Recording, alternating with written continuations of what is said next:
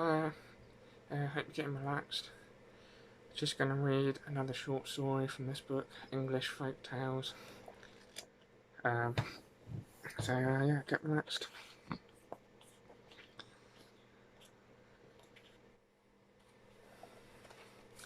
The story is called The White Hare by Kevin Manwaring.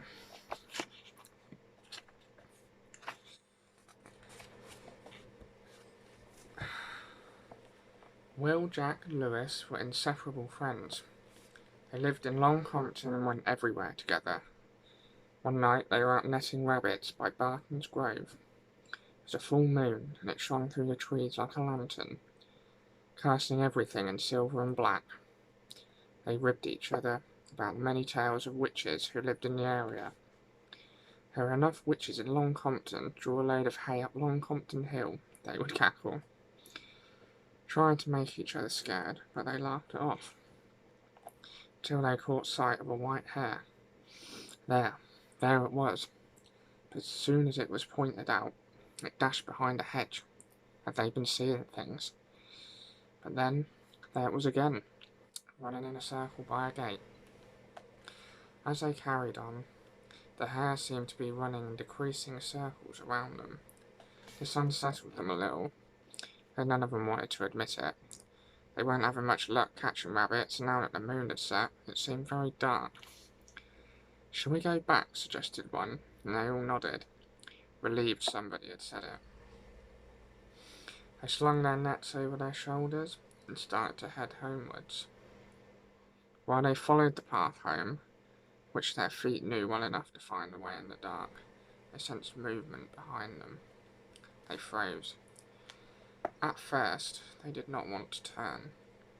Then, one by one, they looked, and there was the white hare.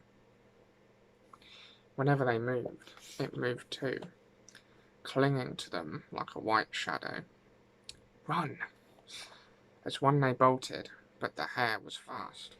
They pegged it across Duffer's Close until they came to the cottage of one of them. They leapt across the garden wall into the back garden. The key was found under the pot, but the boy struggled to make it fit the lock.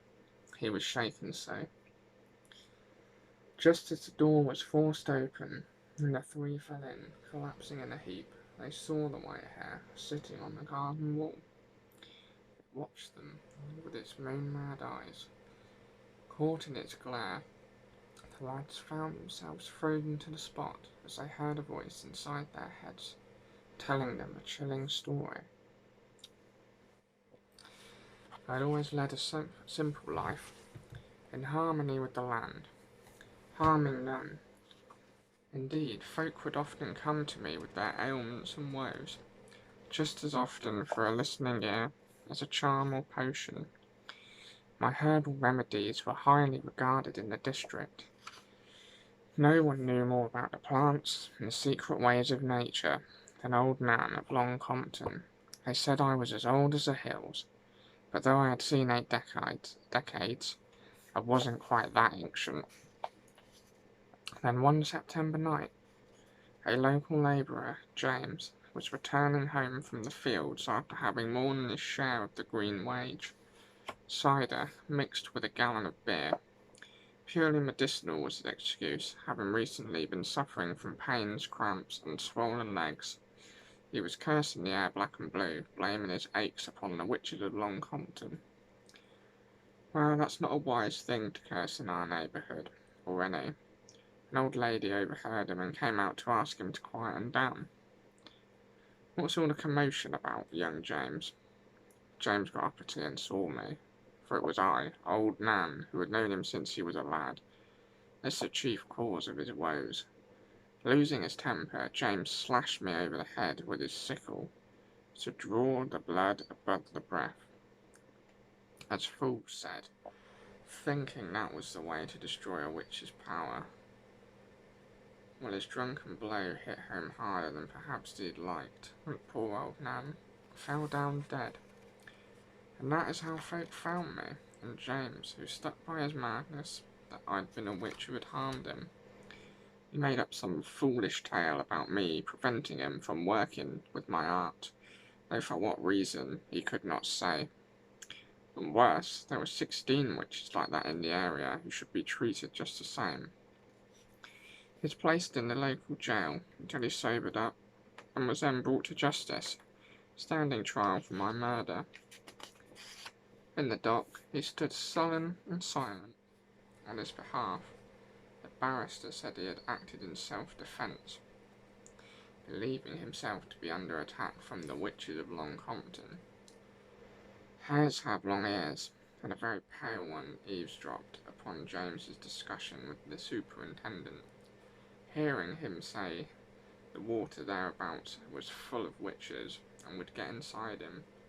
He cited the death of horses and cattle. He had seen them wither away before his eyes, who had fallen under the influence of the evil eye. He was not alone in these opinions. Some of his neighbours shared such foolishness, and the judge decided he would not hang for his crimes because of his insanity. Instead, he would be detained at Her Majesty's pleasure. Even in prison he did not feel safe from us witches. So powerful we must be. He refused to eat and drink, and weakened away, and in his lonely cell he died. Yet his deed was remembered, how James the labourer had cruelly killed an innocent old lady. Poor old man, such deeds are not forgotten. They live on after us, and since that time a white hare has been seen, especially on moon-kissed nights. Remember old Nan's tale, and be kind to the elderly young uns, and mind what you go a-hunting on a full moon. The voice stopped, the white hare blinked, and hopped back into the shadows. From then on, Will, Jack, and Lewis gave up hunting rabbits, hares, or anything with long ears for that matter, and were very kind to the elders of the village. Thank you.